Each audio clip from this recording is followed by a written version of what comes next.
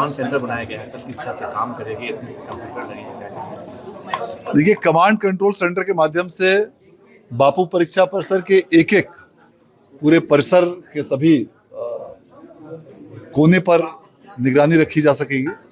और इस command control centre के माध्यम से न सिर्फ हर कमरे, हर गलियारे, बल्कि इसमें इस प्रकार की विशेष व्यवस्था की गई है कि हर एक कैंडिडेट्स की भी आवश्यकता पड़ने पर उसकी गतिविधियों की समीक्षा की जा सकती है। इस कमांड कंट्रोल सेंटर का प्रमुख उद्देश्य यह है कि केंद्रीकृत रूप से किसी भी मॉनिटरिंग सिस्टम को सुदृढ़ किया जा सके, इसकी रिकॉर्डिंग को भी प्रिजर्व किया जाएगा ताकि बाद में किसी भी प्रकार की शिकायत या सूचना प्राप्त होने पर उसकी जांच की जा सके। और इस प्रकार की ऑनलाइन मॉनिटरिंग करने वाली और इस प्रकार की व्यवस्था करने वाली लगभग 21,000 की क्षमता का यह देश का सबसे बड़ा ऑनलाइन परीक्षा केंद्र विकसित किया जा रहा है। ऑनलाइन ऑफलाइन कितनी सुविधाएं हैं, अभी कितने सीट हैं अवेलेबल हैं? बापू परीक्षा परिसर में वर्तमान में 12,000 ऑफलाइन कैंडिडेट्स की परीक्षा लेने की व्यवस्था है और ऑनलाइन रूप से लगभग 3,000 कैंडिडेट्स की परीक्षा लेने की व्यवस्था है।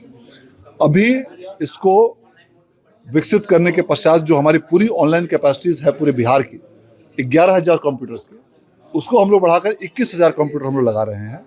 तो एक साथ 21,000 कैंडिडेट्स का ऑनलाइन परीक्षा एक सिटिंग में लिया जा सकेगा। सर लगता है कि अब कोई धांधली होती है उसको इसके माध्यम से रोका जा सकता है? निश्चित रूप से जो विगत वर्षों में कुछ परीक्षाएं ऑनलाइन रूप से आयोजित की गई हैं कुछ प्राइवेट केंद्रों में, उसमें कुछ केंद्रों पर कई प्रकार की शिकायतें प्राप्त हुई हैं ऑनलाइन केंद्रों में, और उसके संबंध में पुलिस द्वारा कार्रवाई भी की गई है। इनफैक्ट जो हमारी विशेषज्ञ एजेंसी है EOU के द्वारा और अन्य इसमें जो एजेंसियां हैं उनके द्वारा जांच भी की गई है।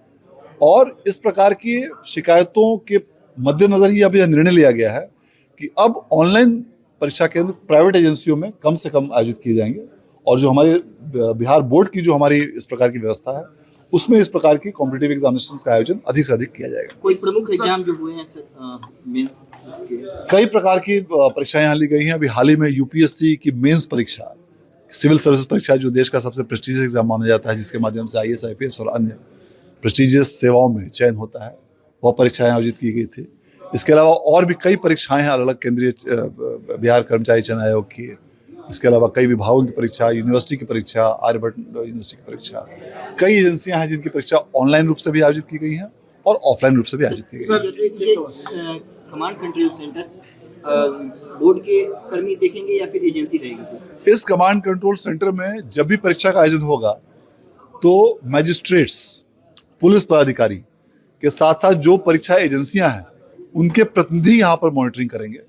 और इस पूरी व्यवस्था में इस प्रकार की व्यवस्था की गई है कि जिला प्रशासन, दंडाधिकारी, पुलिस पदाधिकारी, परीक्षा एजेंसी को इन सभी प्रकार की गतिविधियों की जानकारी वीडियो रिकॉर्डिंग के माध्यम से प्राप्त हो सकेगी और किसी भी प्रकार की यदि बाद में समीक्षा या जांच की आवश्यकता पड़े तो इस रिकॉर्ड को प्रिजर्व किया जा सकेगा। सर सिर्फ प्रतियोगी परीक्षा ही होगी या फिर मैट्रिक और इंटर की भी परीक्षा यहाँ पे होगी? यहाँ पर मैट्रिक और इंटर की परीक्षाएं भी आयोजित की जाएंगी। अभी वर्तमान में चूंकि इस पूरे सेंटर को अब ऑफलाइन से ऑनलाइन में कन्वर्ट किया जाएगा हाइब्रिड मोड में, इसीलिए इस वर्ष तो कन्वर्शन का काम किया जाएगा।